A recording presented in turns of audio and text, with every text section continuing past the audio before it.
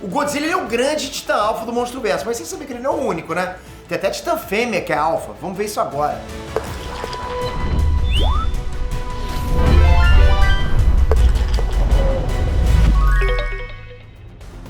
Inestrantes, Peter aqui. Galera, em Animais de Bando, sempre tem aquela figura do líder, né? Aquele que mantém um time unido, aquele que faz as regras. E no filme do Godzilla, Rei dos Monstros, a gente descobre que existe uma forma específica dos alfas se imporem aos betas, né? Que é através do rugido. A gente percebeu isso lá. Todos os alfas possuem o mesmo tipo de frequência sonora no rosnado, no rugido, né? Que a Monarch chamou de frequência alfa. Então, basicamente, existem duas formas de identificar se um titã é ou não é alfa, que é através do comportamento ou da frequência do rugido, do rugido dele. Não sei por que eu fiz isso, mas é isso, né? E é com isso que a gente vai definir todos os titãs alfas do Monstruverso. Começando com Skullcrawler Alpha.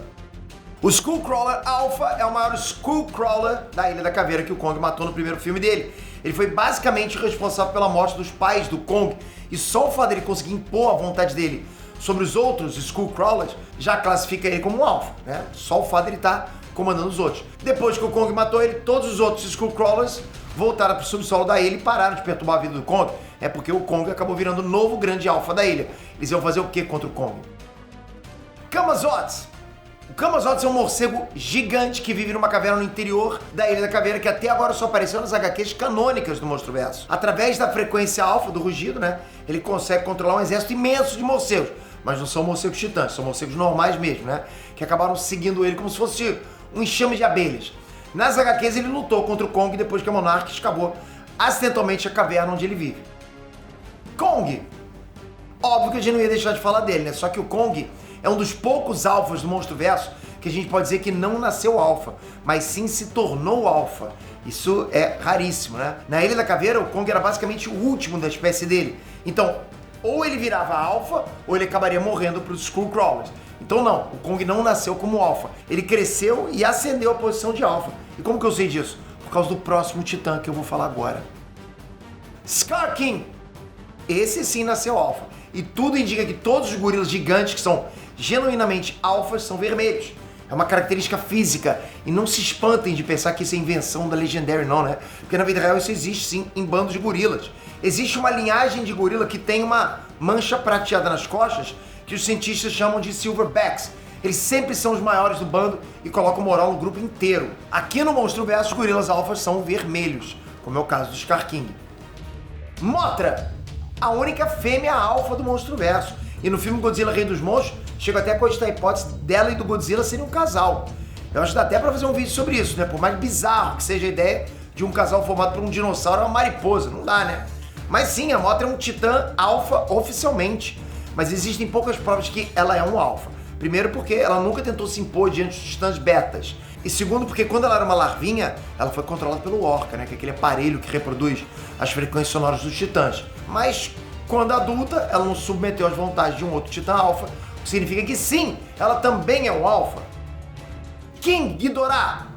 Eu acho que não tem alfa mais alfa do que esse aqui, né? Esse com certeza vocês já sabiam. Ele é literalmente o cara que entra na casa dos outros, come a comida, deita na cama, faz xixi nas paredes, pô, depois vai embora. Esse aqui faz o que ele quiser. Esse é um completo de um badernista, né?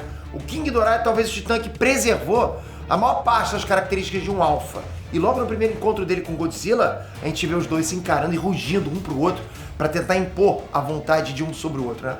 Mas como nenhum dos dois cedeu, a luta foi inevitável, alfa contra alfa, bom demais, né? Aí depois que o Godzilla foi atingido pelo Oxygen Destroyer, o King Ghidorah foi pro alto de uma montanha e com o rugido dele, ele ordenou que todos os titãs que estavam em hibernação acordassem e começassem a destruir toda a civilização humana, o que mostra que ele claramente tem uma rusga com os humanos, né? Mas provavelmente a treta dele vem de fora, porque o Ghidorah é um titã alienígena, ele não nasceu na Terra. Muto Prime. Muto Prime é basicamente o pai dos Mutos do primeiro filme. Ele, na verdade, é o predador natural da espécie do Godzilla. E ele mata os Godzillasauros, né? Pra colocar as larvas dele dentro do corpo dos Godzillasauros. Até hoje ele só apareceu nos HQs. Mas existe uma expectativa de que ele possa aparecer na série Godzilla Legacy of Monsters. Porque a HQ e a série se passam no mesmo período, né? Então é muito provável que ele vai aparecer, né? Passa lá no mesmo período depois da luta do Godzilla e dos Mutos em São Francisco. Godzilla! E a gente fecha agora com o grande rei dos monstros. E ele não é só o grande responsável por manter o equilíbrio do planeta, como ele também é o responsável pela Monarch ter todo esse estudo que diferencia os titãs alfas dos outros titãs.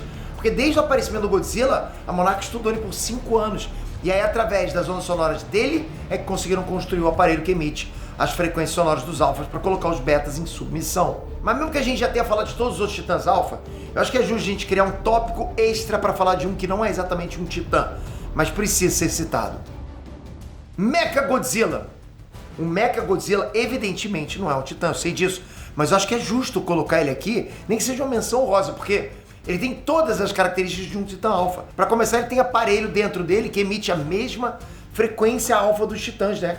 Que a Apex Cybernetics estava usando para provocar os ataques do Godzilla e jogar a popularidade dele contra os governos. E segundo, porque foi confirmado dentro do filme que se o piloto do Mechagodzilla tiver algum problema, um tipo de inteligência artificial que copia o comportamento do Godzilla iria assumir o comando.